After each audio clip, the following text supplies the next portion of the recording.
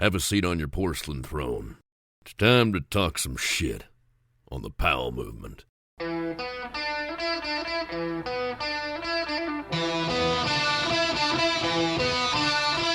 Welcome to the Powell movement.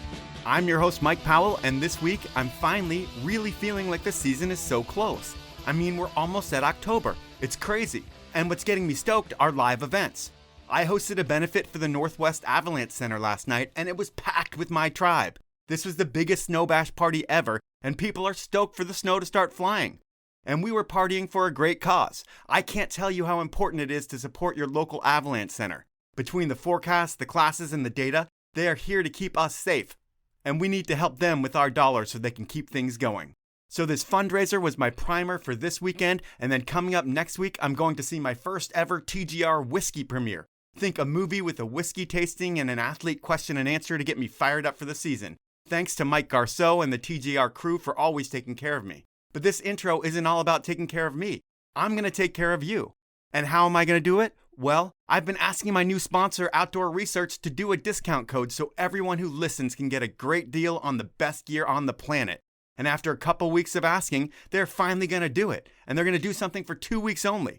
They're going to give out a 25% off code that starts next Monday, October 2nd, and it's only going to be valid for 2 weeks. So there's a window for you to get the best gear on the planet, and you can get it for 25% off through this podcast. So check out their site this week and listen for the ad next week for that code. It really is a fantastic deal. I mean, if you buy $10,000 worth of gear, you're only going to spend $7,500, which is completely amazing. But what I'm really excited about this week is my guest. While legendary designer Mike Styskal is known for his smoked cheese and jams from his Styk smokehouse these days, he was an important force in the world of snowboard art. Styk is a rad dude with a personal style that is pure fire. It's always unique, always different, and always ahead of the trends, just like Styk is with everything. Before we get into the podcast, though, I want to ask you to tell a friend about the show, and also ask you to post or reshare my shit on social media, as it really does help the show grow. Finally, please support my amazing sponsors who make this show happen. They are Stanley, Peter Glenn Ski and Sports, GoPro, Outdoor Research, Elon Skis, and the 10 Barrel Brewery. Now, let's talk with Mike Styskal. So, we both worked in one of the whitest industries on the planet, the ski and snowboard world. And in terms of diversity, I would think that you grew up in one of the whitest places in the world as well, in Grant, Nebraska. And while we still have racism in the world today, what did it look like in Grant, Nebraska in the 1970s? It looked, as you explained, white. White in the 80s, white in the 90s. And yeah, I used to go to Denver a lot. My dad's sister lived up there, and we would travel to Denver. And Denver was like a shock. Just because you would see so many different people that you did not see? Just all walks of life, you know. It was crazy. And yeah, my dad, you know, there was words that blurred out that, you know, I have to watch what he's saying. Yeah, I mean, nowadays. There's a lot of lessons being taught by our parents. Yes. You know what? He's 81 years old. Quality of life. He doesn't need me bitching at him. But Dad, there's 3 words that you just don't say. Yeah. So a different world in Nebraska. And when I think about growing up there, I think about trailer parks, Mopar shit, and football. First, did you live in a trailer, or was life a little bit different for you? We lived in a trailer on the outskirts of town. Lived on Highway 61. And we had a single wide trailer up until I was about I was probably 10 when my dad decided he was going to build a basement house, but it was still, the house came in, it was a modular house. Okay. It came in 2 halves and it went over the top of the basement. So it looks like a regular house. I did live across the street from a trailer park. Cook's Trailer Park, back in the day, Cook's was an upholsterer and one of the best upholsterers in all of the Midwest when it came to muscle cars, Olds cutlasses, Monte Carlo. I mean, Lonnie Cook could lay velour and velvet like nobody's business. And I grew up with that. My dad was an automotive repairman. I went to drag races right out of the gate when I was 3-4 years old. So were you like a shop rat kid kind of growing up, like an only child with nothing to do but watch your dad fix shit? Yeah. And I hung out with the kids across the street because they had mini bikes, and my grandfather worked on lawnmowers, so we would take bigger and bigger motors. Like we would put an 8-horse, the old crank one. Yep. That where you'd push the button and it would spin the thing over, and it was an 8-horse on a mini bike, and it goes 65 miles an hour on our dirt roads. And then when you think about how art and design influenced your childhood, was it a lot of just sitting in your dad's shop looking at those Mopar boxes and just seeing all the different art and the different typefaces and having that shit burnt in your brain? Yeah, the only thing I got to correct you on, get rid of the Mopar. Sorry, man, I'm not a car guy. It's Chevy. My dad had 13 classic Chevys. Yeah, you looked at packaging. One of the things I still collect when I go back to Nebraska is old packaging, like the Wins oil additive and all the old packaging that was cool, and everything was metal, no plastics. And yeah, you did that, and I had gotten into art very early on in my career. Like 4th grade was probably the time where the teacher said, "You're really good at art, which you need to pick up on your math a little bit." And I just was like honed in on art from then on out. Based on this being a podcast based on snow, I'm trying to figure out where snow comes into your life as well, and it sounds like you went to Denver a bunch. Was there any skiing on those Denver trips? There was a church group that used to go to Medicine Bow, Wyoming, which is a resort, not resort when we think of resorts. Then that's where I learned to ski. I started skiing, and then once we got into high school, we would go to Steamboat Springs all the time. That was our spot, Steamboat. So while you lived in a double wide trailer, or not a double wide, a single wide trailer, there was still opportunity to go to Colorado and ski. I guess it's just a road trip for you being in Nebraska though, right? To Denver, it was 210 miles. Yeah. I mean, I'm 19 miles off the Colorado border, so I'm already in eastern Colorado. Okay. So I'm in the ugly part of Colorado. And then in thinking what else you did as a child, because it's not like you're going skiing all the time, but there's art that you're in. You live in the middle of nowhere. Are there any sports or mischief, or what kind of shit are you getting into? Oh, sports were big in Grant, Nebraska. And you played them? I played basketball and I played football. And then when I was a kid, I had Osgood Slaughters in your knees. And that took me out of football. And then the pounding on the hardwood took me out of basketball. And it was okay. Small community, very few guys, and they were all better than me. Okay. And then when I think about art, because you got into art at a young age, and art kids seem to be the weird kids at least, and I'm looking across from you right now, and you've got a beard like you're in ZZ Top, and I've known you to have so many different looks. But back then, when you're younger, do they look at you as weird, being that you're an art kid in Nebraska? No, I don't think so. I mean, it was such a small community. You're talking, my high school graduating class is 23 people. I'm talking 100 kids at tops in all 4 grades in high school. Wow. So the ones that were the odd looking ones were the silent sort of Unabomber, what we thought was like, and I could name names, but I'm not going to do this. The kid turned out great, but man, I wasn't because of the art. And really, there was only like maybe 2 or 3 of us that were really into art. Out of very little kids, that seems like a high percentage. 3 out of maybe 100 in the high school. But it wasn't like a big high school where there's a group of art kids and they're like, those are the art kids. No. So you had a different thing. No, your jocks were in throwing pottery on the wheel, and, your holly hobbies were, in home ec sewing up a storm. I mean, I took home ec as well in high school. It's just stuff you did. Your parents knew how to do it. You watched them do it. They showed you to do it. So you just took the class because it seemed easy. Yeah. And then when we think about pop culture and everything going on, like what kind of music were you into in high school? Because I'm just trying to get the era of when you were there. It's like late 70s. I would think. Classic rock. Led Zeppelin, shit like that. Led Zeppelin, America. Kiss. Kiss was drawn on a couple thousand notebooks. And I was the one that drew them on it because people would hand me notebooks. Okay. Hey, draw the Kiss logo. And I had about 5 different like paper-mate felt tip pens. And I'd bust it out and do some other shit on it. I mean, put it this way. Here's a good tidbit. When you wanted to buy music in Grant, Nebraska, You had to go to the neighboring town in Ogallala, Nebraska, which was 20 miles away. And check this out. You had to go to the jewelry store because they had a slot in the back that sold albums, 8-track tapes, and 45s. I've got a massive 45 collection. And then just thinking about the lifestyle then, I've seen the movie Dazed and Confused. It seemed like it really painted a picture of an era. And I feel like it's the era that you grew up in with like freshmen getting fucked with in high school. And given your high school is really teeny.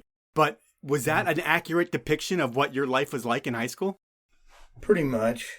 But in a small town atmosphere. Yeah, with 100 kids. I mean, Yes. It can't be too big. Yes, but that, you lived in a town of 1,000 people, the amount of mischief you could get into. And you're drinking at 18 back then, right? You're drinking at 14, 15. Whenever you're at a Quonset party and somebody hands you your first Budweiser, you're drinking. When we hit 18, we would go to Holyoke, Colorado all the time. What was in Holyoke? That was the bar. That was the bar. That was the first bar that the only time I ever got my ass kicked in a bar fight, and I've only been in one, and I got my ass kicked. When you were like 18 years old in Holyoke, just too many beers and... No. There was some motherfucker was playing pool, and we were watching these guys play pool, and not really paying that much attention, but they were making movement. I went up to the bar to get a couple beers, brought him back, and this guy comes over and taps me on the shoulder, and he's like, "Hey, what are you guys looking at over there when we're playing pool?" And we were like, "Well, nothing really. I mean, we're just watching you play, and then we're bullshitting here." "Why? I ought to kick your ass. Let's go outside." And the one thing I remember my dad told me was a fight that he got into was catch him by surprise. If you're ever following somebody out of a bar, be the first motherfucker to jump on his back and take him down to the ground, because he says you may only have one chance. Like Dazed and Confused. Yes. And I went flying out that fucking back door. This guy was way bigger than I was, by 100 pounds and by about 6 inches. And he was a big farmhand. And I went flying out there and ended up knocking him down on the ground. And I pounded him a couple times. And I thought, shit, that's it. He's done. And I got up and started walking in. And this motherfucker grabbed me by the shoulder. And wham! And yeah, that was the end of that. That was your big bar fight that you lost? Yes. And then you go to college. And I think like a lot of kids in Nebraska, you go to University of Nebraska, right? I went to Carnie State College. It's now known as University of Nebraska at Carnie. Okay. It was known as Carnie State College when I was going there, but I chose that because they had a better art school. Okay. And there, which was surprising to me, was you were in a fraternity back then. Oh my God, yes. It seemed like it was the fastest pace to get into college life. Drinking and chicks and drinking and raising hell. When you think about your fraternity life, what was the craziest party that your fraternity threw? Because they were pretty wild back in the 80s, I would think.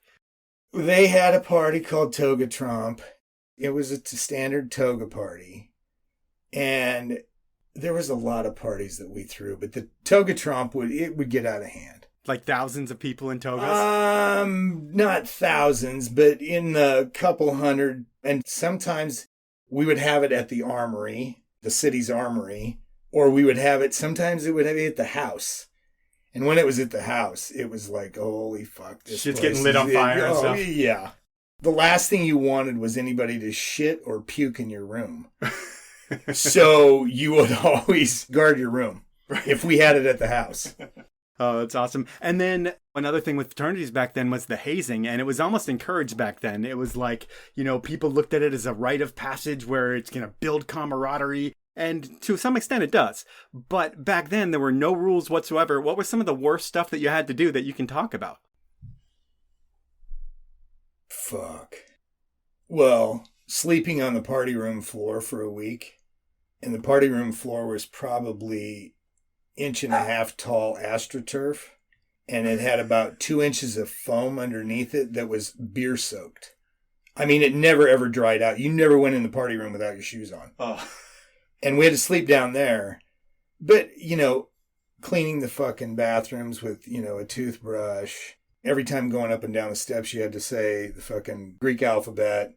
And if you fucked up, you were lit up. You were screamed at. And I mean mental, physically, like Marines screaming shit. Did they ever get physical with you, like paddle you and hit you with their paddles? When you were blindfolded, you thought for sure somebody was getting beat. But nobody ever hurt anybody. It was just all fake to scare you. Yes. But we did have one pledge that fucking pissed his pants and as he was running out of the house, shit himself. We only found that out, 2 weeks later. But yeah, he ran all the way back to the dorms. That's incredible. But in college, you're there to study design. And it's a totally different process back then, I would think. I mean, are you using computers at all when you're in college, or is everything done by hand? Everything's done by hand. You're cutting ruby lith. And for the layman's terms, if you had a photo on a piece of paper, you would always cut a square shape of this see-through maroon looking or this bronze orange material called amberlith or rubylith. And that was where the photo would go. Then they would scan the photo and that spot would be in the newspaper or whatever you were printing. That spot would be left open to paste in all 4 layers of the film. You handed over the photos with crop lines on them or masking tape drawn on them. You really honed in on the old school process portion of it. I mean, everything was put down with press letters. So it was a full-on art. Like today, a graphic designer can come in and he can suck at art. He can be great on a computer, but he can suck at art and he can't draw a smiley face that looks good. But back then, if you were going to be a designer, you had to be an artist first and foremost? You did. I mean, you had to have the passion to know that there's this thing called commercial art. And that's how it was sold to me when I was a senior in high school. I was like, I don't want to go to school for art. I don't want to do fucking pottery the rest of my life. I suck at pottery. I'm not good at printmaking. And then they said, well, there's this thing called commercial art. And that's when I was like, oh shit, what? I thought I was actually going to go get my architecture degree because I loved doing architectural drawings. And then I had to take my first calculus class and I was like, fuck this, I'm out of here. I'm out of here. I'm going to go over and mess around with cutting materials and doing art. And the library had the first Mac that we would go over and mess around on in PageMaker 1.0. It was just mind blown that you can like have a photo appear in something quickly. Yes. Yeah. Did it look good? No, because the resolution, everything was, but to be able to spit out your resume that you actually typed in the fonts and got to choose the fonts, that was pretty cool. And you stood out back then because nobody could do that. Yeah. So what is the meaningful things that you learn in school? Is it more school points you in the right direction that you realize commercial art is where you want to go, but all the stuff that you learned is kind of antiquated and old stuff that goes away? Coming from that era and knowing what it is now, yeah, there's fucking hacks out there all the time that, they can run a computer, but they don't have an idea on look, layout, any of that. But they can go to your website, they can go to Draplin's website, they can go anywhere they want to get inspiration, they call it. And if they know how to work the programs, it's like they don't have to have the talent. It's like everybody's ripping everybody off, it seems like, these days. And I think you're seeing that. I mean, look at the hipster logo scene right now. Good Lord, do we need anything more with bow and arrows or pine trees? Yes, we live in the Northwest. But back then it was, you literally physically had to do all the paste ups with wax to do anything that was camera ready. And then we had a stat machine that you put your hands in these two, it looked like an iron lung machine. You put your hands in there and you can move your paper around. You take your paper out because it was exposed to light. This has got a ruby light over it. And you're in there and you lay your stuff up. You put your art ready stuff at the other end of the machine. And then you find it and you bring your viewfinder in and you hone into the size you think you want it. But if you wanted to size it down, you had to take a stat and then take another stat of a smaller one. What it gave you is really good hand skills. And I was already a sign painter in high school. In high school, I started my own sign business. Huh. And my dad said, I want you to paint the outside top-notch automotive. I want you to repaint the sign. And I was petrified to do that. I had no idea what the fuck I was doing. And there was an old sign painter, Bill Benge, in Grant, Nebraska. He owned Bill's Liquor and he owns Bill's Bar. And this guy was a sign painting machine and the most beautiful hand scripted type. And once he sort of took me under his wing, I was like, yeah, okay, shit, with these brushes? Oh man, I could do all this. And I watched him and then I started practicing. And I had a little sign business going up in a year and a half. And I was taking business away from the neighboring town's Reiselman Sign Company. They handled all the interstate signs. They handled anything that had the word sign in it. Whether it was a McDonald's sign, whether it was the Taco Bell sign, or whether it was Mabel's Donuts. We did everything signed. They came looking for me. And then when I went to college and I got airbrush skills, because airbrush is my favorite thing to do. Oh, I had no idea. I haven't picked up an airbrush in a long time, but I know I can still blow neon tubing lettering. I know I can still do that. But once I had that, the sign company came knocking. And they were like, so maybe you should come to work for us. And I was like, man, I'm making 16 grand over the course of 4 months in the summer. And this is a high school or college? High school. So 16 grand in 4 months. We're talking about 1979. Yeah. That's fucking crazy. It was. And when they said, we want you to come work for us, I said, well, you'd have to at least pay me this amount of money. But if you doubled it, it'd even be better. And they're like, oh, we are definitely not doubling it. And I said, okay. And we settled it. I think it was 1.65. I mean, I had money. Now it's time for my first sponsor break. And I'm going to start with the best action sports camera ever built. That's right. GoPro is a sponsor of the PAL movement, and they have just launched their new camera, the Hero 11 Black. Now, if you like getting clips of your skiing, snowboarding, skating, or just your family on vacation or anything really, if you aren't using a GoPro, you are blowing it. There are quite a few reasons that GoPro makes the best action sports camera out there. You know, sleek, functional design, the best in technology, and the Hero 11 has some new features that raise the bar even higher. Think an 8x7 aspect ratio image sensor, the Emmy Award-winning Hypersmooth 5.0 with auto lock that makes shaky footage a thing of the past, a long-lasting Enduro cold weather battery made with my snow users in mind, 27 megapixel photos, and you can even get a 24.7 megapixel video frame grab. So pulling straight from video, a high-resolution image that you can use anywhere. Combine that with being waterproof up to 33 feet, more mounting options than ever before, and you have the best camera ever made. And here's a pro tip. You're going to save $150 when you bundle the GoPro Hero 11 Black with a GoPro subscription exclusively at GoPro.com. My next sponsor is Outdoor Research, and I've loved this brand for a long time. See, I live in Seattle, and OR is based in Seattle too, for over 40 years. And if you live in the Pacific Northwest, you know the weather plays a big role in our lives, and if you don't have the best gear, you are screwed. So I've always used OR because everyone knows that you're not going to get better designed and functional gear for all conditions. But what I'm excited about is that the OR I'm working with today is so much different than the brand I worked with just 5 years ago. I mean, they still have the best materials and the most talented designers in the game, but now the fits, the styles, and colorways have changed. It's no longer all about mountaineering, although they still make the best-in-class gear for mountaineers.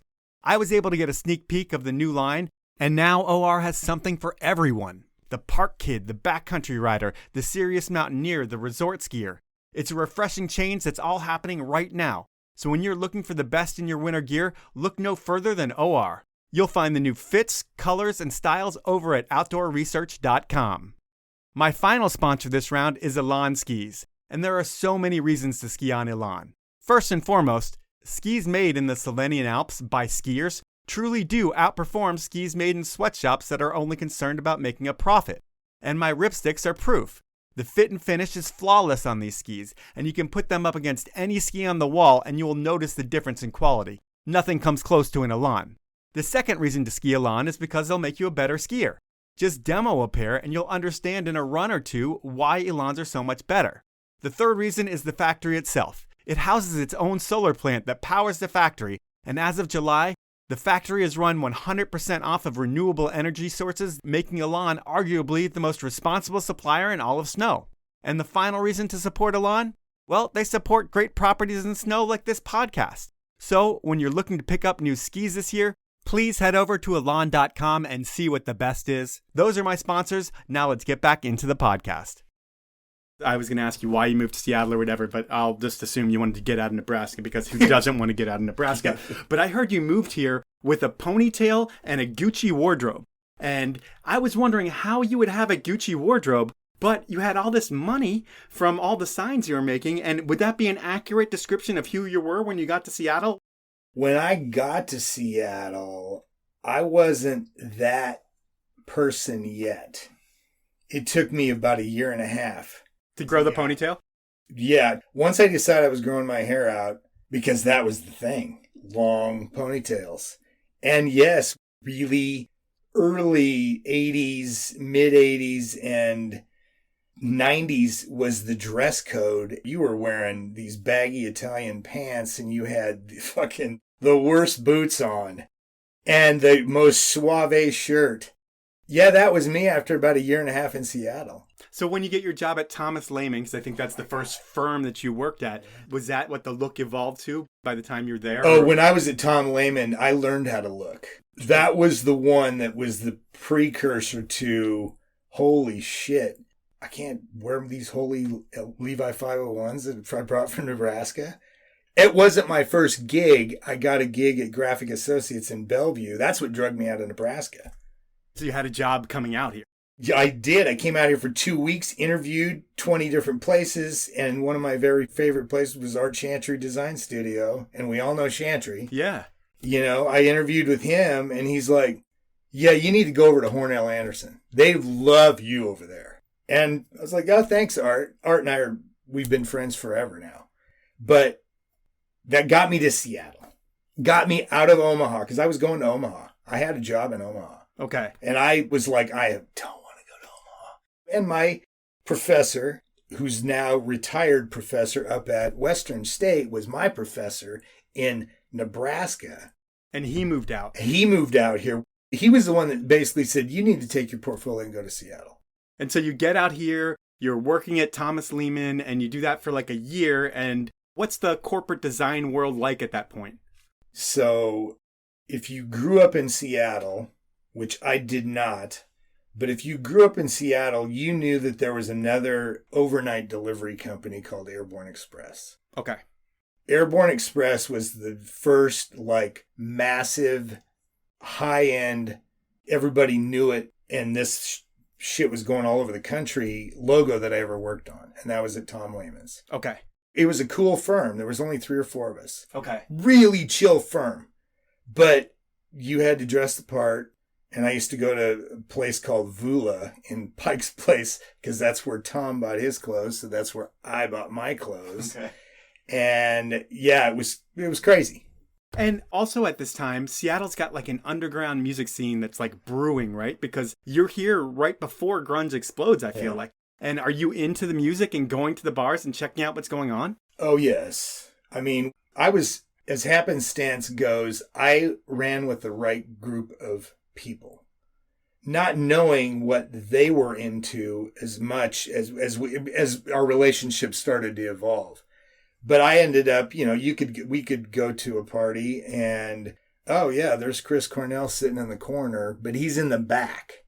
Yeah, it was a who's who of Seattle. We used to play at my studio, Burning Bush Studio, jumping forward a second.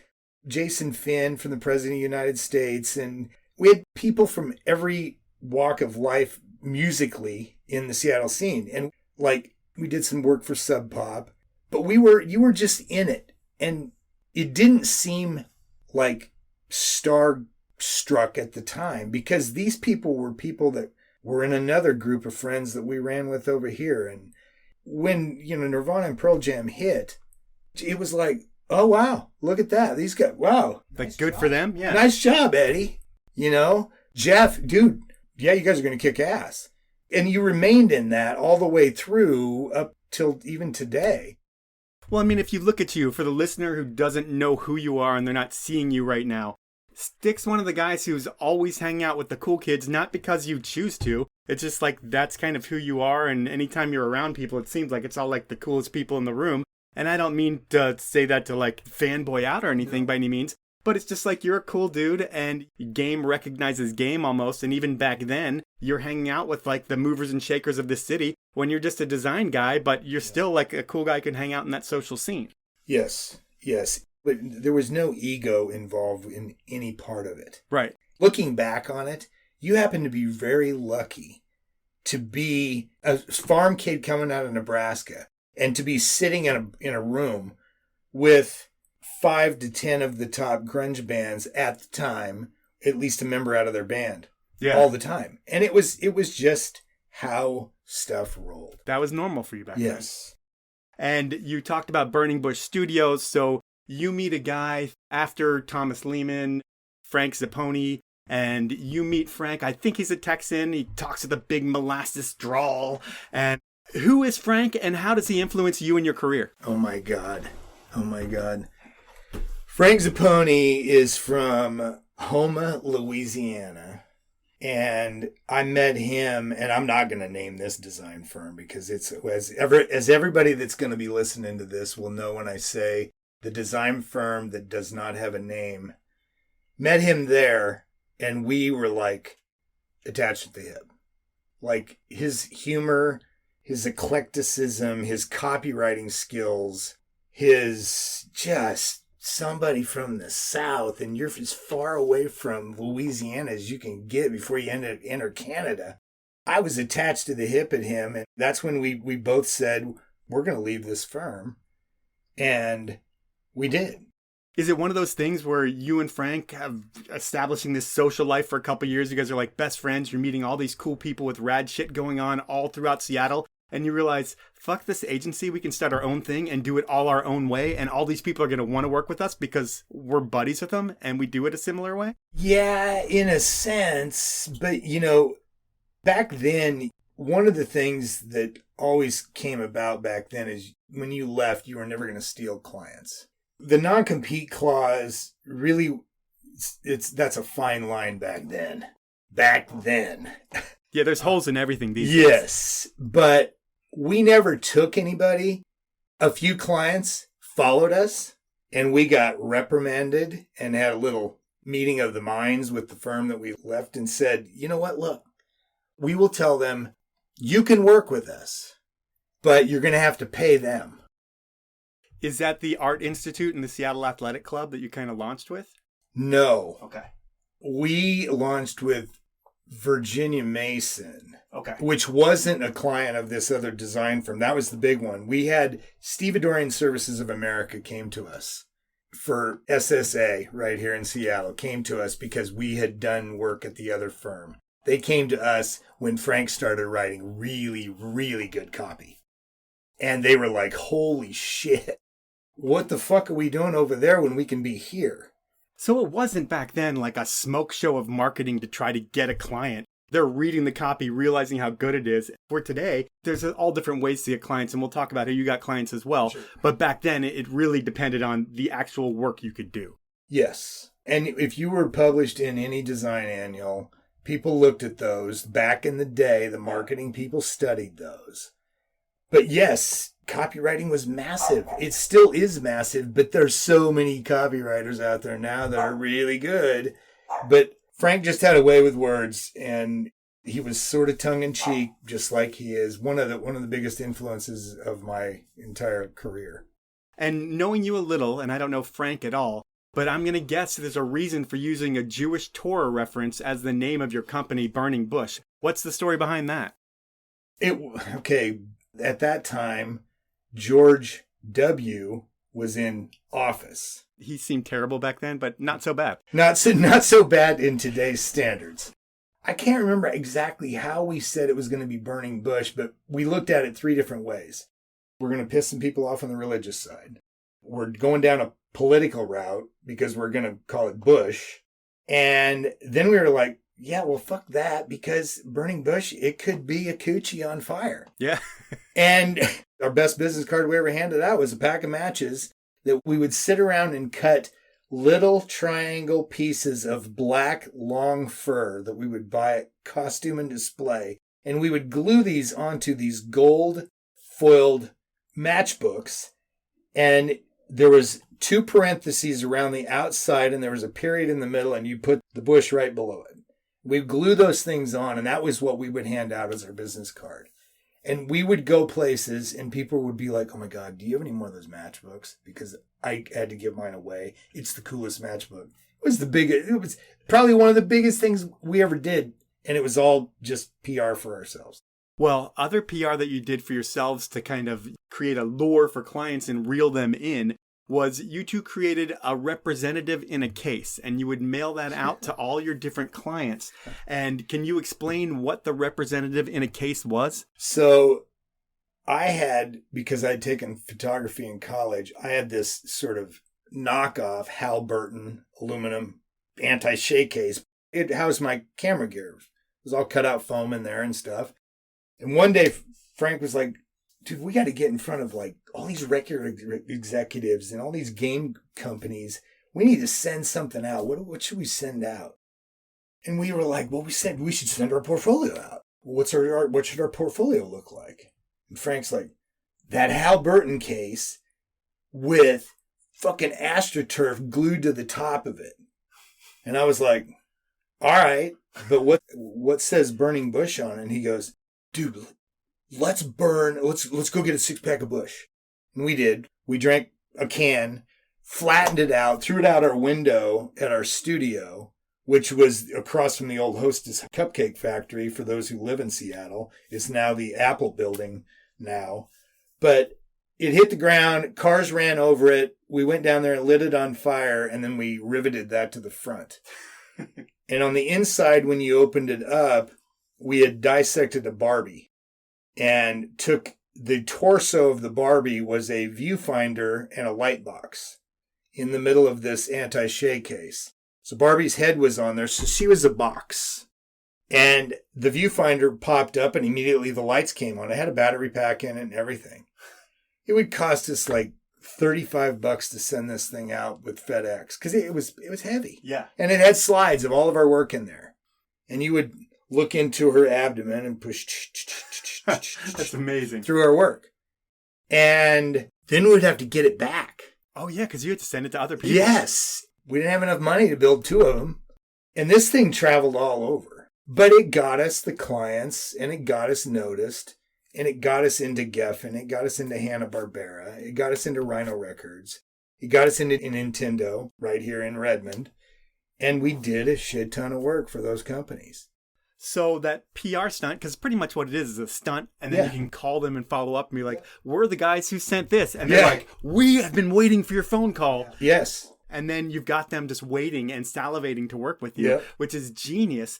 But your first big client, I feel like, is K2 Skis. Yes. And you have a stunt with them as well. It's like you have a remote-controlled mountain. And kind of tell us how you landed K2, because they were with an incumbent that you had to steal. Yes. They had a new marketing director. I can't remember her last name, but Margie was her first name. And I can't remember where she came from, but we took a liking to Margie right after we met her. We met her because she sent out a sort of a call for account review. So she let everybody know that, hey, K2's up for grabs. We want to see what you guys have. Yep. A lot of companies would do this all the time in midstream in their marketing after 2 or 3 years with a particular firm. They'd say, hey, we're going to put you on notice. We are looking at other people. Margie sent us this call for us to come in and present. And Frank was like, God, if there's anything we can do that's burning bush that matches up to basically our traveling Barbie in a Halliburton AstroTurf case, we got to think of something. And we came up with making this paper mache mountain, basically Mount Rainier. And we went to the thrift store and bought a remote controlled car, and we mounted this on the top of that, and we went out to Vashon. And front desk, when I worked at K2, Calvin would meet you right at the front desk. I remember Calvin. Hey, Styk. It wasn't Calvin. This is way before probably Calvin was ever there. But we walked in, or we didn't walk in. We opened the door and we drove the thing into the front reception. And we waited outside around a tree. Oh, so you're not even in the building. It's a mountain moving around. And you can finally see her looking over the deal at, what the fuck is this? And that's when Frank walked up to the door and he goes, yeah, it's the Burning Bush. We're reporting at our time slot that we're supposed to interview. And we drove it down the hall into Robert's old office, but that used to be the conference room at that time. Drove it into that room and we walked in. We already had the pitch all magic marker sketched out on a big Post-it note sketchboard. 15, 20, 30 pages of shit. This is what your ads are going to look like, and this is what you're doing. And it wasn't like we were putting together a computer comp, because computers still were on the cusp. We were using them, but we weren't going to go to that much. We were just sketching bullshit. Right. And it was bullshit. Because we were like, we don't have a shot at this. We're two guys, one from the Midwest and one from the South. And we're going to come in here and we're going to land K2 from their incumbent ad agency. And we did. And Tim Petrick was the decision maker. And to this day, Petrick and he's one of my best friends of ever. The best person I ever met moving to Seattle. And having gone all the way through my career of being dumped in Seattle till today, I still think Petrick's is one of the greatest guys ever. Now it's time for my second round of sponsors, and I'm going to start out with Peter Glenn Ski and Sports. Peter Glenn has been getting people out on the mountain for over 70 years, and they are known for their best-in-class service, both in-store and online. Peter Glenn isn't a giant retailer trying to take over the industry. They're the same mom-and-pop shop that has cared about you and your family having the best experience on the hill as possible. The staff knows what they are talking about, and they offer free shipping on orders over $50. They will match any reputable dealer's price online or in-store, and the return policy is easy, because the last thing Peter Glenn wants to do is make your shopping experience a hassle. So the next time you're buying gear, please check out the retailer that supports this podcast and the history of these sports by heading on over to peterglenn.com. Next up is Stanley, and you know them as the brand that invented the category of keeping your drinks hot or cold. Stanley's the brand with that iconic green bottle that kept your grandpa's coffee hot all day long. Well, Stanley still makes that bottle along with so many other products. Think food storage, coolers and jugs, camp cookware. They have something for everyone's adventure, and it's not overpriced like the competition. Stanley takes pride in delivering what it always has, the best in quality at a fair price. And anyone who's used the product will tell you, nothing comes close to a Stanley. And for listening to this podcast, Stanley's going to give you the best discount you'll find anywhere. All you need to do is head on over to stanley1913.com, go shopping, and when you check out, enter the code DRINKFAST, that's all one word, all lowercase, at checkout, and you will get 30% off your entire order. If you spend over $75, I'll throw in a limited edition Powell Movement beanie. My final sponsor is the 10 Barrel Brewery out of Bend, Oregon. Since 2006, 10 Barrel has been brewing the country's best beers, and they don't stop with just beer. Between their cocktails in a can that feature real hard A and they pack a punch, their clean line seltzers, which I've been drinking a ton lately, and their Profuse Juice IPA and Pilsner, which are my go-tos when it comes to their beers, I can't get enough 10 Barrel. And I know they have some flavors that you're going to love as well. You just need to try one. So next time you're at the store, please pick up a 6-pack of 10 Barrel and support the beer that supports more in ski, snowboard, and bike than anyone else out there. To find out more about the beer, the athletes, the events, and all things 10 Barrel, head on over to 10barrel.com. Those are my sponsors. Now let's jump back into the podcast. Another thing about K2 that I was told that I need to ask you about, and I didn't get the backstory on it, so I hope you know, is the K2 dog poster. Yes. What was that all about? The infamous POP. You and I, we have been in the industry for a while, but back in the day, K2 had about 4 things that they would send out to shops. Okay. 4 things. We thought, whoa, 4 things. Wow, it's 4 things. One of them is to be a poster, just any shop poster we could come up with. And because the look of what we were dealing with, we didn't want it to be just a shot of, Hattrip or this that you just plastered to the wall with the K2 logo on it. Sure. So we had this concept of getting a dog, whose dog we don't know yet, but we're going to find a dog and we're going to have it lick its balls. And then the tagline, if I remember right, I got to remember how this goes, because you can. And this thing went out. Margie approved them. Tim approved them. It went out to the shops, and literally within 24 hours, K2 was getting calls. And they were like, well, wait a minute, what's the poster? And they said, well, it's this. And they were like, oh, yeah, well, we approve. Oh, shit. We got problems on our hands. People aren't digging this dog licking its balls as a big, picture. They don't think it's as funny as we do. No. Athletes would have been, the thing, but we broke the mold. There's still, I think, 2 living ones that are still in shops. And I happened to stumble across one of them because I was using the restroom at some bar in like Utah. And it wasn't even a ski place. It was a bar in Utah. And I walked out of the bathroom and it was on the sort of a 45-degree ceiling above me. And I looked up there and I was like, oh my God. I think I took a picture of it on my phone. I think I did, but it was so bar-stained smoke. And they were lucky enough to get it because we had to destroy everything that wasn't shipped. And we were watching this shit go through the shredders and it's like, dude. And I think there was maybe a dozen to 25 out there in the wild. And those that had it were not giving them up. Yeah. You also get hired to work for Ride at some point. And I believe it's at a time where they're hiring you to do some pro model snowboards. And at the same time, it's right about the time that I think they're going public or maybe right after they went public. So when you get hired by Ride and they invite you to their offices for your first meeting with them, what does Ride look like? Is it just some huge, ginormous snowboard company that you're blown away with that's corporate and public? Well, no, because it was in a strip mall in Preston. And being a designer, Frank and I are driving out there to meet with Ride. We're still at Burning Bush. We're driving out there to meet with Ride, and we pull into the lot, and we're looking around, and we're like, 8310. Oh, 8306. Oh, is this Ride? There's a little sticker on the door. And it was just unassuming.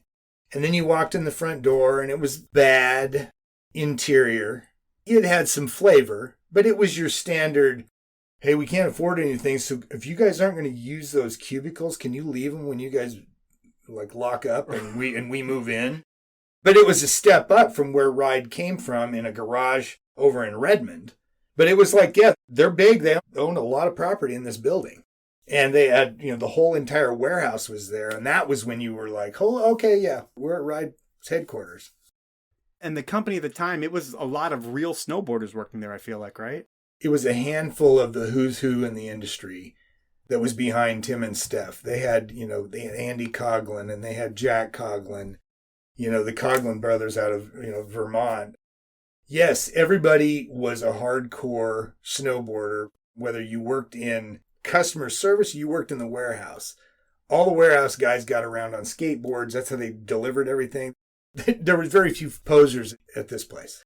So one of them, I guess you could say, that would be a poser would be the guy in charge of everything at that point, because Jamie Salter, he's a guy who knows how to make money, and he knows how to take a lot of action sports companies and take them from core to corporate, per se, and squeeze a lot of money out of them. And he's never really understood the culture of the brands, I feel like. But that's me, and I don't know Jamie Salter. Was he there when you were starting up, and who was that guy to you? We first got pulled into Ride because they wanted us to do a snowboard graphic for them. And then we didn't go through with that project, but they wanted us to help out in the marketing department. And so we were just sort of overseeing, helping them hand in hand. And then they offered me a job, and they actually offered Frank a job, and Frank turned it down. I said, yeah, I'd like to work for this company. This is pretty rad. Jamie wasn't in the building per se. He would show up, and everybody would kind of get in line and do what they need to do. Yeah, if you've seen Elf, yeah, and there's that writer that walks into the room at the scene that he runs down the table. That's what it looked like when Jamie walked into place. Okay. He didn't even know that there were human beings around him except the people that he needed to talk to. Okay. The main players, the books and Tim and Steph and, accounting, and that was it. Nobody else was in his peripheral. The stereotype of the awful CEO, not awful because he might have been a good dude. I don't know him at all. but the one who doesn't care about the minions would be him? That would be him. Don't get me wrong. He knew how to run business. He also knew how to run it into the ground and then grab something else and grab it. And sometimes he was successful. Sometimes he wasn't. He, unfortunately, in my book, he didn't fit in where he should be fitting in nowadays. He just didn't fit in there. Ride was a cool company, Yeah. progressive in changing the world of snowboarding, I feel like, because Burton was just running shit for so long, and Yes. Ride came in and shook a lot of things up. But Ride had a more corporate person at the top of their pyramid Yeah. than Burton did, Yes. for sure. You know, Burton had a core snowboarder, and Ride had this dude who probably didn't even care about snowboarding. One thing I still have in my possession is I actually have a box of slides for the annual report of Jamie Salter snowboarding down a big valley of uncut white powder.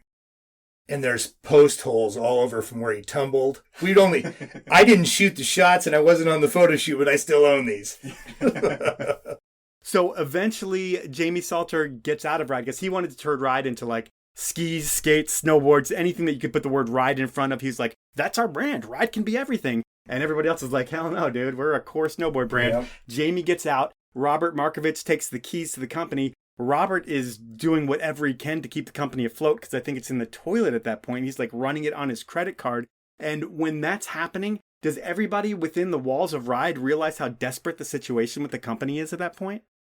I think the desperateness set in when Tim and Steph left and Bob Hall came in. What Robert brought to the table, because Robert was part of Ride Canada, and he was also on the board talking with Tim and Jamie and that group. Because Tim was running all the U.S. stuff. Tim Pogue, Yes. the Mizo, he's been on the podcast before. Yes, and Robert was out of Canada, but when Robert took over after Bob Hall was ousted, Bob Hall came in. He was like the intermediary that no one liked, right? the Varney guy. This guy was a suit. And he brought a dog food peddling salesman with him that ran the operations. And it was awful. And when Robert got a hold of the company and salvaged it on a credit card, yeah, people were shitting their pants. I mean, it was touch and go, but we all just it was family. Everybody just pulled together a little tighter, and everybody just were like, okay, yeah, unfortunately there were a few layoffs, but it was family. Everybody sort of buttoned down, and you just did what you did, and you did a little bit more. And when you say you did a little bit more, I mean, are you all board graphics and all marketing as well? Are you kind of putting your head everywhere you possibly You're can? starting to get to that point. All of a sudden, the marketing department was at the beckoning call of anything that needed to be touched artistically, whether it was a box, whether it was anything. But marketing was playing a massive role at this point in time because it was Ride's image that was out there, and the marketing needed to continue. And what's the first thing they typically cut when they cut heads? Is marketing's got to go. Well, our sales, we got to have salespeople to sell the shit. Art goes first, then Yeah, marketing. fuck yeah. But it was a saving grace when Bob Hall was ousted, and we did a T-shirt graphic, "The Witch is Dead," and he was smashed down by the house, and it was we had a big party down at the Zoo Tavern in Seattle. I love how you guys did things. Jeez, yes, we had a massive party. And so eventually Ride gets to a point where you guys have turned it around enough where you can sell it. It's around 2000 and K2 comes in. And other than Robert, did anybody in the company know that Ride was getting ready to be sold? Or was it just kind of him kind of being the puppet master there? There was a lot of quiet walking around the office for about a week and a half span. Like some suits would come in and Robert would tour him around? Yes. Not even tour him around. Just basically go to Robert's office or the conference room. And then you were like, okay, who's that? Yeah, everybody's whispering. We had no idea, like, who was going to buy us. We were just like, who or the fuck are those people? And then you recognize one of the people walk in. You see Petrick? You saw Brent Turner, and you're like, holy fuck, K2's here. And then it was like, okay, holy shit. Butt puckering, holy shit. In a bad way. Yeah, because fuck, we're going to be bought by K2. Like, we don't want to work with those losers. Well, and it wasn't so much the lose. It was just Ride had a vibe that you didn't know how you were going to mesh with other companies. because you'd never been in that situation. Well, K2 sold to families. You guys sold to like the outcasts. Yes. And I just remember when it went down, there were some tears. There were tears being shed. There was a small list of people that they were keeping. And they definitely kept a bunch of us from marketing. They kept our sales manager and our team. And then team manager was up in the air a little bit here and there. But it was like, okay, we're getting the fuck out of this building and now we're going to Vashon.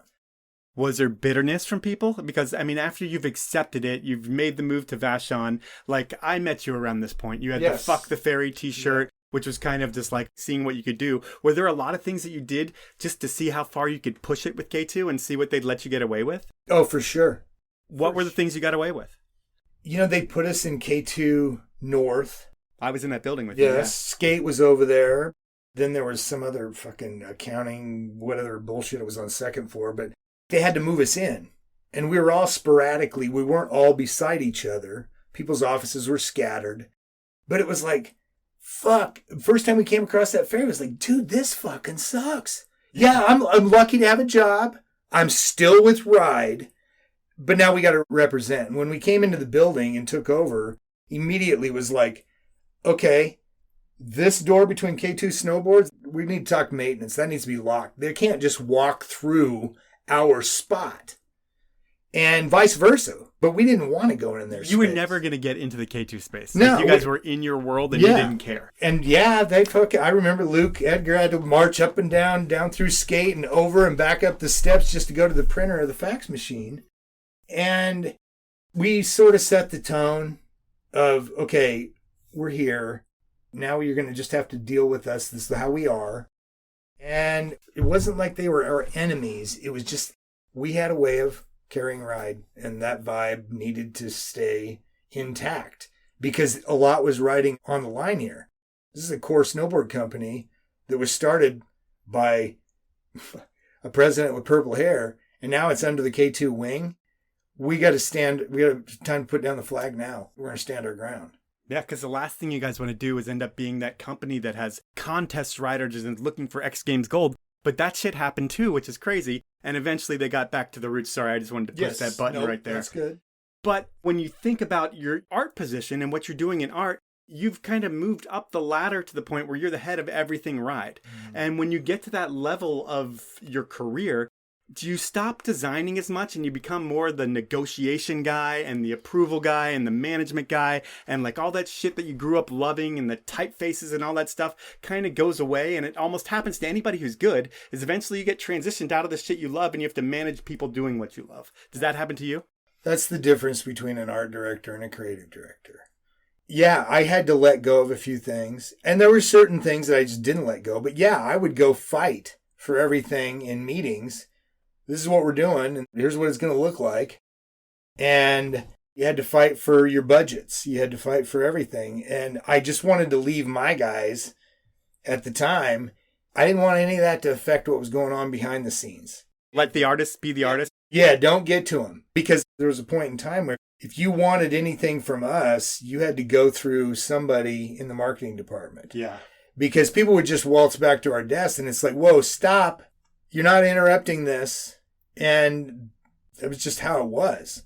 Because we had to maintain that it became a little bit of a competition because now all of a sudden you've got 3 or 4 brands of snowboards under one roof and everybody's competing for the same space and some more budget from K2 to do this or that. But we had to maintain the vibe of Ride. We really did. And when you're trying to maintain the vibe of Ride and you're not creating the graphics anymore because you're in a position where you have to do other stuff and you have to deal with corporate people and all kinds of different shit.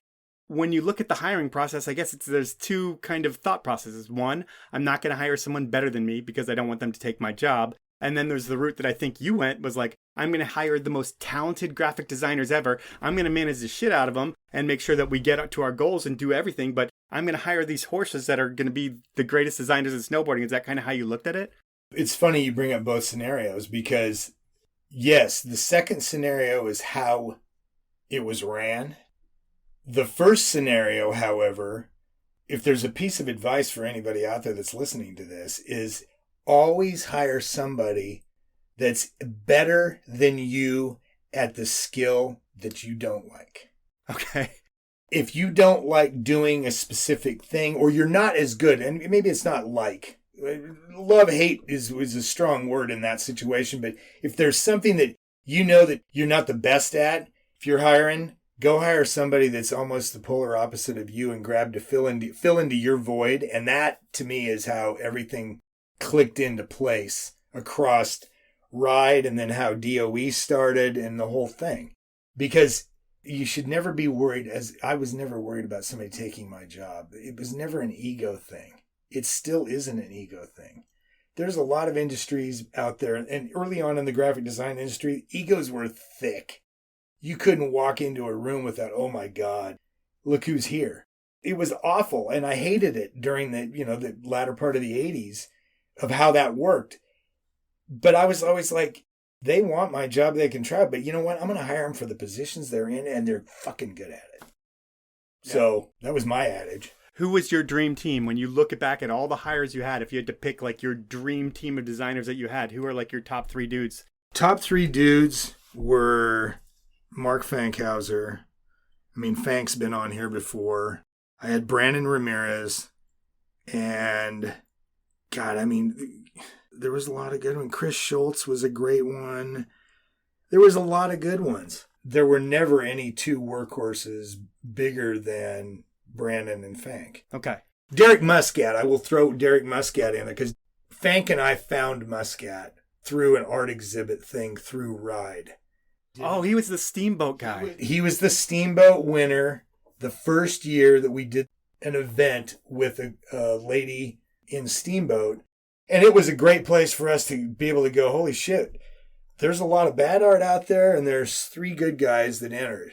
Well, you were getting 1,000 graphics that you were choosing from, and it was like you're looking at 1,000 different artists, good and bad. Yep. And Derek is a professional artist today who makes his living creating badass art, and he's really good at social media, so I see a lot of his art. Yes.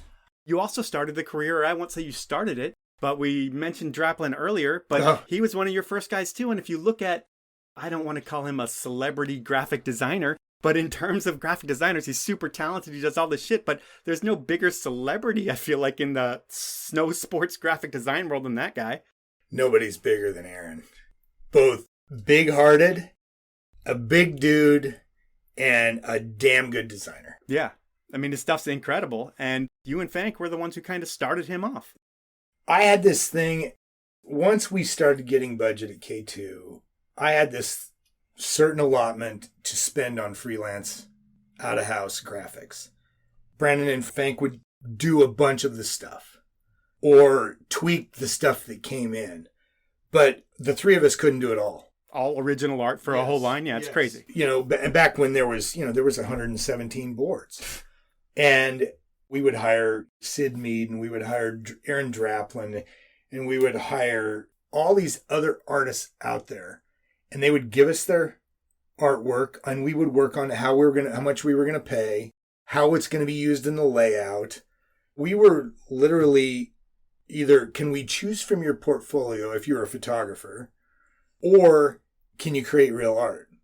And then we would just say, okay, we're gonna take this and turn it into a graphic, or we're going to really blow this thing out, and we're gonna take it to packaging and everything else. And yes, we still were always behind on graphics. Even with all the freelancers that I brought in over the course of years. I mean, there was, hundreds of freelancers that I worked with that are big names in the art world. I would say that artists aren't known for their attention to timelines, at least the great ones. They're not, but deadlines kept getting sooner and quicker and faster as product lines do, and development happens. I just figured out how that system could work and get through with what I could physically hire internally, because they would only allow me 2 guys. Yeah, because I mean, you can only have this head count because they're not going to pay insurance and provide benefits and all this. Exactly. And it's almost better being an independent contractor if you're guaranteed that job every year. You're going to make a shitload more money being outside and getting paid. It's a great thing. In getting to later on in your career, because I talk about a lot of great things in the podcast, and we've talked about a lot of cool things that you've done throughout your career, but we've also got to talk about the bad. And I feel like with the bad with you, you started going to China very early on. Before anybody started going to China, I feel like you were probably there for product. And what was the worst thing you saw in terms of human rights and work back in the day? Did you see kids working on the factory floor in inches of water back then? I didn't see kids working in water. I saw adults, younger aged, 20, 21, 19, 18-year-old, working at the factories. The K2 factory where the ride boards were being built, what I figured out over the course of that many times going there was a state-of-the-art factory. I loved working with China. The Chinese are so sincere. I loved working there. And I loved the people, and I established relationships there, and that's why I could get them to do some of the amazing shit we did on board graphics. What we would think of as a limited edition graphic was always hand done. And you would teach them how to do it, and then all of a sudden, they could put their creativity to it as well. And they loved it. All it meant for me was providing them to not have to punch widgets out of other widgets into a bucket. The factory was great. That area of China at that point in time was awful. I remember one night stumbling home from out drinking the formaldehyde beer that we used to call it, and I was with Fran Stoll. We were stumbling along, and I fell off the curb and stepped into the sewer. And it was the sewer. There was shit. There were turds. There was no paper products, but it was all shit. Oh, man. And I remember pulling my foot out, and I was like, well, I guess I'll leave these here. And I did. I went barefoot back to the dorm. Luckily, I had brought a pair of flip-flops, but I hated walking around the China in flip-flops. Ugh. What's the worst kind of horrific thing you've seen against the planet in China? Is it just like smokestacks coming out of factories? Or are you seeing people dump chemicals and things? And I'm not saying at the K2 or Ride factories, because I'm not trying to call out the companies, but you were there early on. Yeah. The way they handled chemicals was probably adequate in their society. But over here, that would never fly. It's like pouring paint thinner down a drain. Yes. A lot more, the toluene that they would use for, spraying to clean out the air sprayers in the screen room for the silk screen boards and skis and everything. Yes, that was awful. And the air pollution was ridiculous. You never saw the sun much when you were at the factory because it was either a humidity haze, more than likely it was a smog haze. And you didn't really realize that it was 92 degrees out because there were no shadows on the ground because there's no sun out. But it's fucking hot. All right, I'm going to move into another direction in terms of bad things. And you're the dude that negotiates all the artist deals, and you're the final approval of sorts. And sometimes snowboard brands get sued for art. And how many times have you been sued for art? Not you personally, but art that you were responsible for. Three times. Star Wars was one of them? One was Star Wars. One was Altoids for an ad. And then one was Led Zeppelin. And what was the most expensive one of that? I would think Star Wars. Star Wars was certainly the most expensive because Capita was a new snowboard brand at the time. And they happened to strike a deal with Star Wars, and Jason Brown was the art director at the time. He was a professional snowboarder. Yeah. Great artist, but they struck a deal to get some Star Wars stuff. And we had no idea until we got to Vegas, and all of a sudden we were walking by their booth at the end of setting up for the trade show. We walked by when their boards are set out, and we're like, holy shit, look at that. They got Star Wars on their stuff. We didn't think really anything of it, but it was like, whoa, fuck, way to go, Jason. That's good. And then the next meeting or the next day, Gumby and Blue Montgomery came down to the booth and they said, hey, let's take a look at your line. We really wanted to see that Yukon board because that looks like a Star Wars character. Well, here it is. It's not. It has nothing to do with Star Wars. And they were like, yeah, it does. You know what? One of the representatives is going to come to the show from Star Wars, from Lucas, and we'll just see what they say. Well, we had this huge fucking decal at the trade show that was way up in the air, and it looked like Boba Fett. Yeah, and you're not going to be able to take that down once the show's already going. Nope, but it never crossed our minds that anything would be out of it. It was no big deal. The lawyer had cleared the artwork. Fank went down to the Seattle Public Library and brought back about 60 pages of medieval, mid-century masks, body armor. And all of this stuff checked out with the lawyer. He looked at it all. And it's all public domain art. Public domain art that Lucas happens to own, come to find out later on in the debacle. So how much does that end up costing the company at the end of the day? I don't know exactly the number. I know it was in the six figures. I guess it's a lot easier when you're playing with house money. It's not like the Styk cannery would ever try to rip somebody off like yeah, that. Exactly. But they thought they were going to get millions out of us. And then they realized that this is just a snowboard company. Yeah. Well, everybody thinks it's worth so much until they actually see the. But we did ship boards. Chuck Mason shipped boards right away, and we got 800 or 900 of them out into the deal. And the first time we'd ever seen somebody ship direct from Vegas to shop floors. That's pretty incredible. And they're still out there. Look on eBay. I've seen them out there for $1,000. Whoa. I've seen them out there for $2,000. Wow. I used to have one, but I gave mine away. So the last downer that I'm going to bring up is sensitivity training. And you've always pushed the envelope, and you got in trouble for crossing the line in the early 2000s. And it wasn't the fuck the fairy shirt, but it was something similar. And it was a different time, and what you printed on a wall at the trade show wasn't mean-spirited in a hateful way, but it was wrong, and it wouldn't happen today. And that's all I'm going to say about it. But how does it go from the team making a joke to real trouble, where you're like, holy shit, that wasn't a funny joke? It goes from thinking it's a really good idea in your head to not thinking of the consequences that it's going to stir up. Yeah. From concept to product is a problem. Yeah, that looks cool. But now it's got to go out in the public. And when the public person saw this and got mad, and it wasn't that we were calling any single person out. No, that's a bad joke. Yeah, it was a bad joke.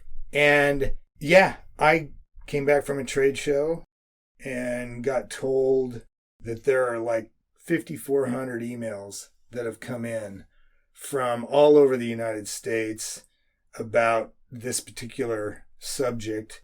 And Robert was like, we're going to just redirect your emails over to our emails so we can keep them in one spot so we know we can follow these through and not have you respond to any of them. Sure.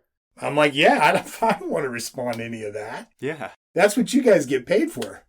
Go respond to it. Drum up something. But it's PR. And that statement even got me in more hot shit because it had already made the New York Post. It was on like page 2 of the New York Post. There was a storyline in there. Oh, so that's serious. Yeah, and that's when I got told, we're going to let you go for a couple weeks. No pay, and you just don't come to the building. I'm like, great. So that means that you can't call me either. If you need a question on anything, and you guys are right in the middle, right in the middle of, we're going to be redeveloping new board graphics. So I left for 2 weeks and came back 2 weeks later. I never ever walked in with my tail between my legs, and I never ever thought I was wrong. I thought it was a bad joke that shouldn't have been taken to the public. Anytime you can get press, whether it's a little bit of negative or it's a bunch of positive, it's better than no press, because if nobody's talking about you, nobody's talking about you. But I mean, I think today it's a little bit different. It's way different.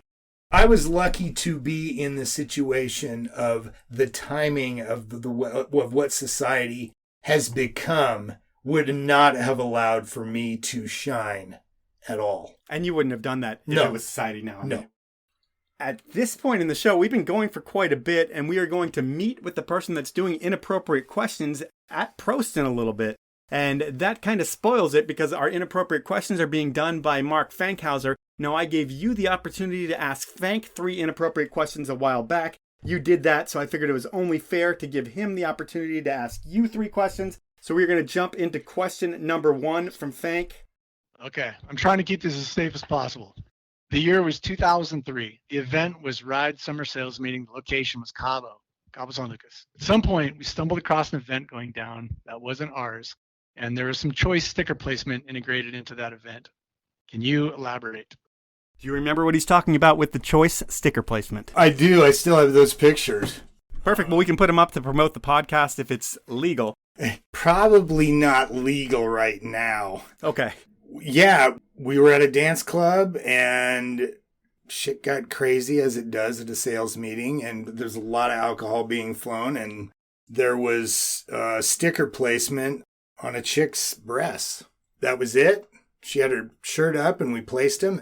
And it went down as holy shit moment number 1 or number 300 for me. Well, we call those pasties in the world that I live in, and that's just to make sure that you can be in the bar without getting arrested. So I think you were doing a good service there. Let's jump into question number 2. You have the phone, so you can cue them up. Okay, we were at Lake Mead, summer sales meeting again. I was just curious, do you remember on purpose or inadvertently sharpieing somebody's wakeboard boat? Oh my God. Yeah, I had gotten really fucking drunk the night before. And I mean, I'll say it a third time, really fucking drunk. And I got sharpied. And I mean, there wasn't barely any of my normal skin showing through the Sharpie marks.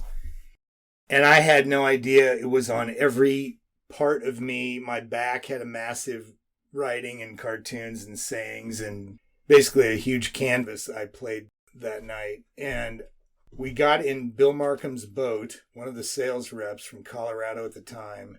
And we were laying out there and I was fucking just death warmed over. And I laid down on the back of his inboard motor cover. Like the big cushion thing? Yeah. Laid down on that, not even thinking I had any. I mean, I knew I had Sharpie on my front, but I didn't know it was on my back.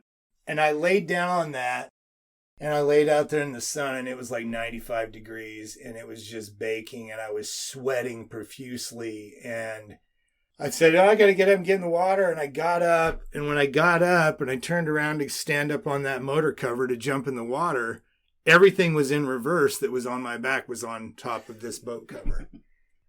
So we started pouring vodka over this cover, thinking the vodka would just wipe it off of there. And it didn't. And we didn't have anything to take it off of there. And Bill had to basically, on the drive home, he left the cover off of his boat on the back way back to Colorado. And the sun had to fade it off of there. Oh, no way. And it did. It faded off maybe a year later. So he didn't have 30 dicks on his, his cover anymore? Yes. Yes. Oh, man. All right, let's jump into the final inappropriate question. For some reason, they were all sales meetings. So this was winter sales meeting, 2004. Whistler. Can you tell me a bit about that night? Everybody seems to have a different story about that night, but can you tell me a little bit about that night? And also, what purpose empty Budweiser bottles served during that event, besides being smashed and stacked into a pile under Runkey's table? So this is the gala, and everyone in K2 was invited but the skate group. So me and my skate group had to sit back in Seattle when the company-wide gala was going on, and I was so pissed when that happened. I was like, how can you call that a fucking company-wide gala and send 20 emails about how great this is going to be and not invite like everybody. 4 people? Yeah. That, you know, I was so pissed off about that. But I did not go to that gala, but there was Travis Parker. He tried to inline skate up to the front of a meeting, and he got in trouble with that because he was saying that he hated inline skates and that they shouldn't be part of the company.